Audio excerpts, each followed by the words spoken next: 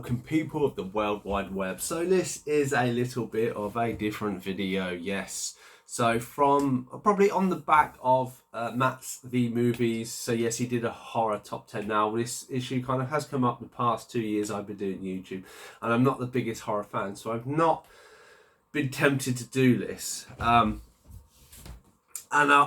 I will kind of give you some little elaborations going into it. I won't go into too much because I'll explain going, but obviously people have to understand I was born in 82, so I'm fairly old now.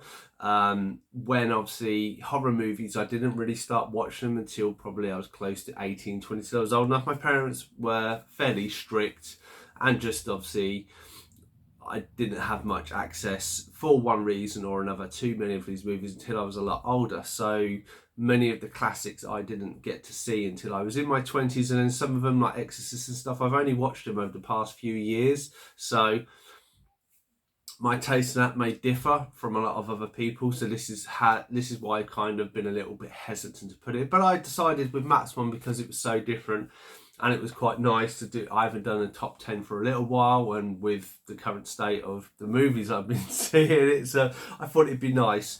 So I tried to have a few things in my mind. So first, the movie has to have a genre of horror on IMDb. I tried to not get too creature featurey type ones. There is something else I'm working on that possibly, but I didn't want to have like I probably could feel this with 10 horror movies about creatures and stuff like I really enjoy. I tried to, for the most part, keep that quite a few people have to die or there has to be death involved within it for one reason or another. Doesn't always happen, but that's kind of where my mind has been thinking for this. So we shall get into it. So number 10. So number 10 is the 2020, I think it is. Yep, 2020, The Invisible Man. So me and my wife saw this at the cinema. Really enjoyed it.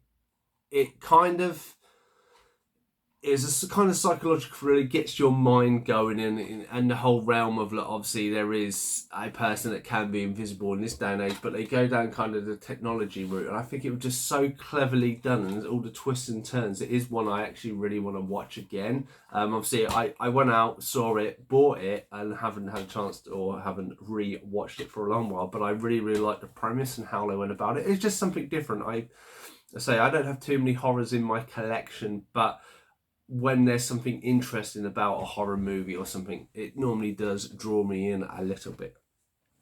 So that's number 10. Number 9, I watched recently, have the upgraded version.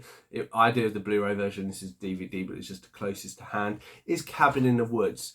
So again, a horror movie, but kind of goes on a new routine. You know, there is this whole demon underneath the globe, and everybody has these, you know, these kind of facilities where they're kind of sacrificial people, and I thought that was very clever how they played it all in. Obviously there are a few little links and homages to other horror movies and stuff like this that aren't for copyright reasons.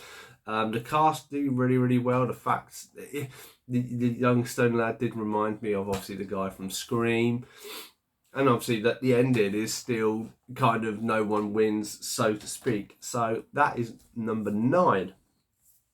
Number 8 is one I saw, or two recently. Again, the one I saw when it came out in cinema is Don't Breathe. So they say it's from the creators of Evil Dead. Now I can't remember the guy who plays, I would say, the villain, so I weren't the biggest fan of 2, but one I thought was brilliant. It's a very different premise, so that you have this blind man, he lives in a house, he lives essentially what you believe alone, and you have these young kids who break in to kind of rob him, and then the tables get turned because he has a basement where he's keeping someone locked up, and there's all this story to it. And it was such a kind of different I mean, I know we now have like Don't Speak and The Quiet Place, sorry, and you have all these quiet movies, but it was such an interesting movie, and such how, you know, what you believe in, how the movie starts off, you know, these kids that, you know, they're not very nice as to people, and this poor old man, and then it gets such turned 180. It was very clever, very well acted across the board. So that is number 8. Number 7, I'm probably going to get a bit of slack for, but it is Warm Bodies. Yes, I'm probably, people are looking at me like, what the hell? Yes, according to IMDb, this is like a kind of thing, like a pop horror type of, or or that, but it is classed as some sort of horror. I love this movie. I know a lot of people aren't Nicholas Hoult fans. It's got a great cast. Obviously, there is quite a few deaths about it, but it's just, again, there's so much zombie stuff out there. The fact that this takes on another kind of persona of itself, that you have this zombie, he can't really talk, he can't really do much, and what they do with the narrative and how they play it out, look, he's like, he sees a girl and he really likes, and he's like, ugh.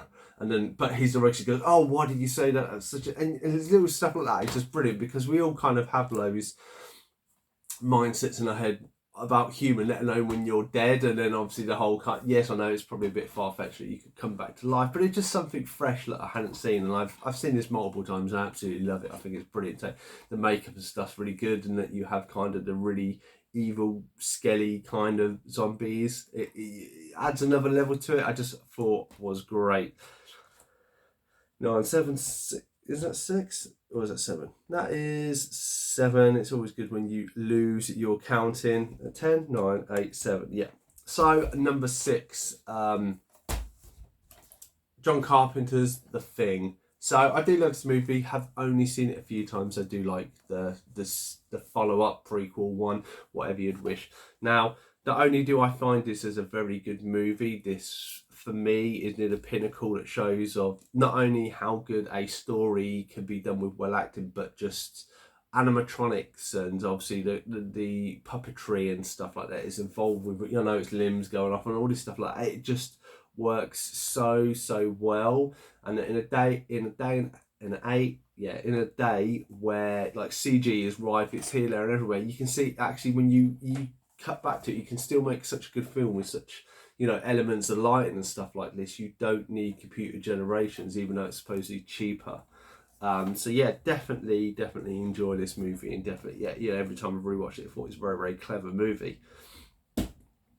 So then we get into the top 5.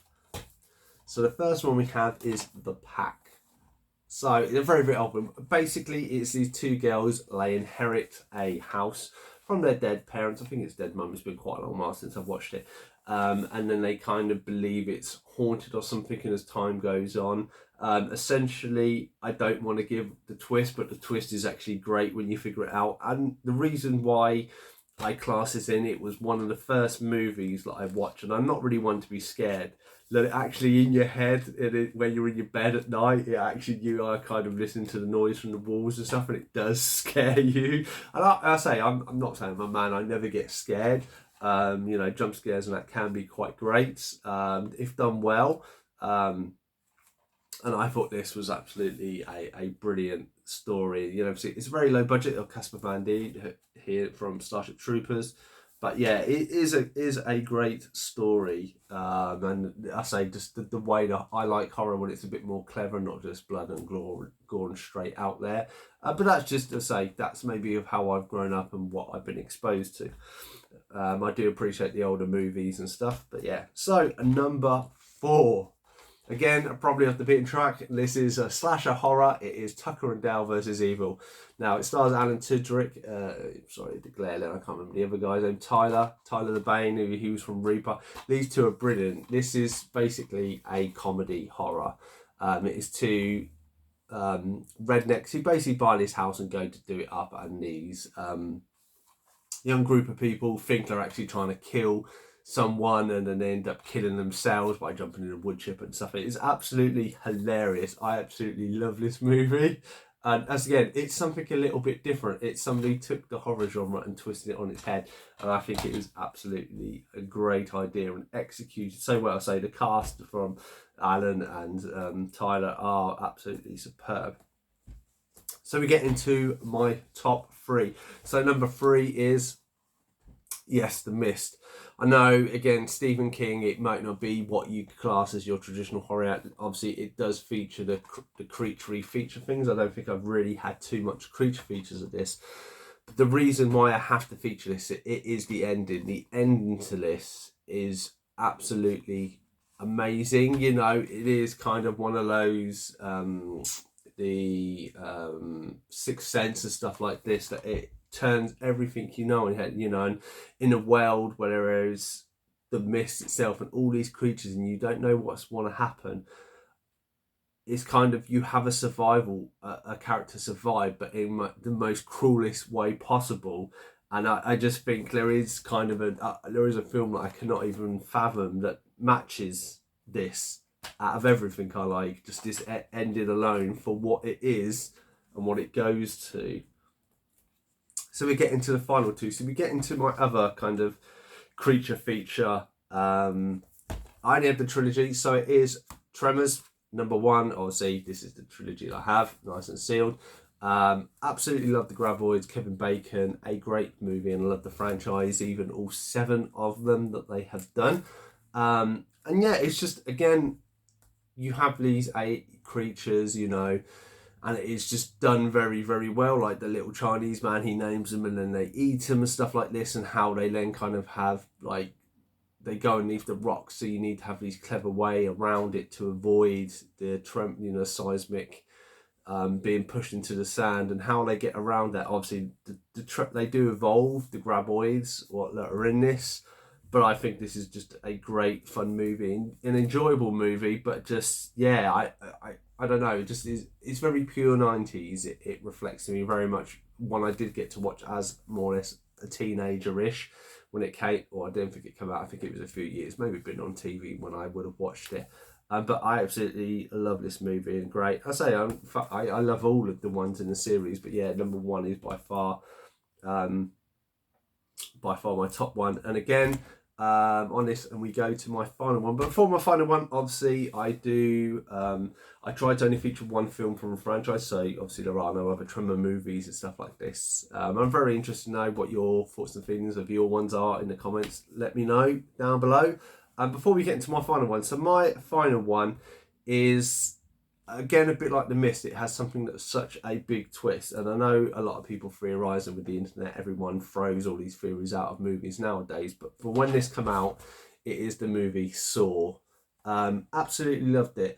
I mean, it's been along now, I'm going to spoil it if you haven't seen it. The fact that these two, it is essentially a room with 2 people more or less in it. Obviously, you do have a few flashbacks, but it all retailed just around these 2 characters and how well it is acted and they interact and everything else. Again, it goes back to that kind of thing, you know, how lighting and setting, and you don't need a lot of money, you just need the right actors and right story to portray something so powerful.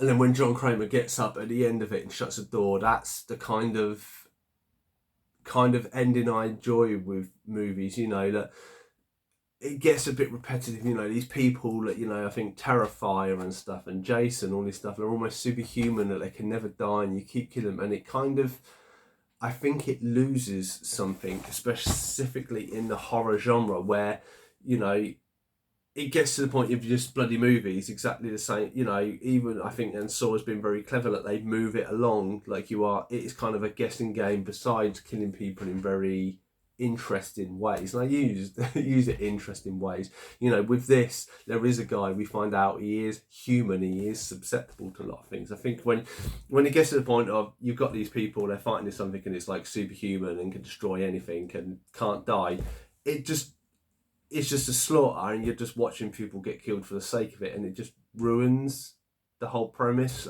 For me, I say I'm not the massive horror genre, and I can't.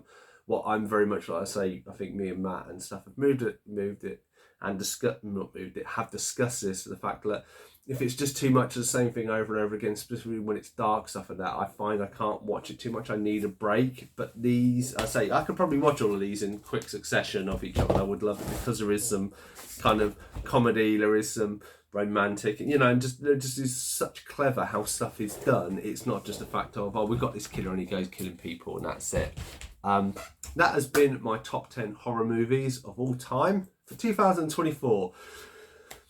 As I said, you know, let me know in the comments what your views and thoughts are. If you agree, disagree with me, please let me know. I'll be very interested. Even if there's any recommendations to say, like AJ Gate has given me the Nightmare on Elm Street, I have never seen all of them. If there's stuff you think that are good contenders, let me know in the comments down below. I'd love to get Adam. Maybe I haven't, but haven't watched them, and obviously to expand my knowledge for next year's list. But I've been Cypher Signal Screen Time. Hope you enjoyed this top 20, and top 10. I shall see you next one.